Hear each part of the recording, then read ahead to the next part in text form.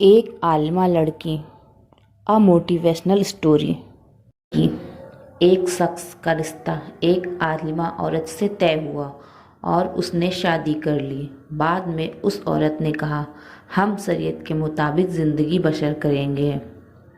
وہ شخص اس بات سے بہت خوش ہوا کہ باقی زندگی بیوی کی برکت سے شریعت کے مطابق گزرے گی۔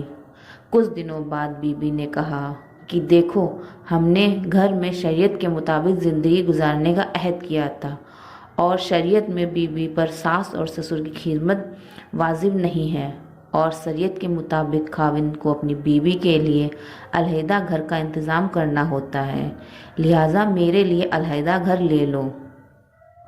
وہ شخص بڑا پریشان ہوا۔ علیحدہ گھر لینا کوئی بڑی بات نہیں، پر میرے بوڑھے والدین کا کیا ہوگا؟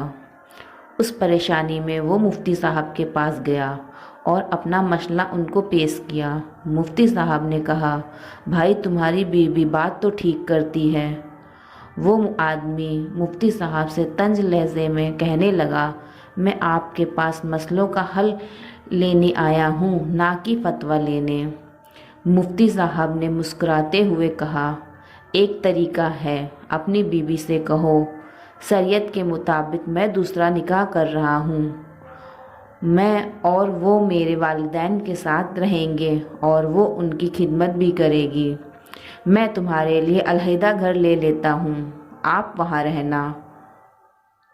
اپنے گھر آ کر اپنی بیوی سے یہ بات بتائی تو وہ سٹپٹا گئی اور بولی دفع کرو، دوسری شادی کو میں ادھر ہی رہوں گی اور آپ کے والدین میرے بھی والدین ہیں اور ان کی خدمت اکرام مسلم بھی ہے۔ سبق: اس پورے واقعے سے ہمیں یہ سبق ملتا ہے کہ ہمیں زندگی کے کچھ پل مسجدوں میں بتانا چاہیے یا اللہ والوں کی محفلوں میں بھی گزارنا چاہیے اور زیادہ سے زیادہ قرآن کی تلاوت کرنا چاہیے اور قرآن کو سمجھنے کی کوشش کرنی چاہیے۔ بے شک قرآن پڑھنے سے علم میں اضافہ ہوتا ہے، کیونکہ دنیا میں ایسا کوئی مسئلہ نہیں جو اس میں موجود نہ ہو۔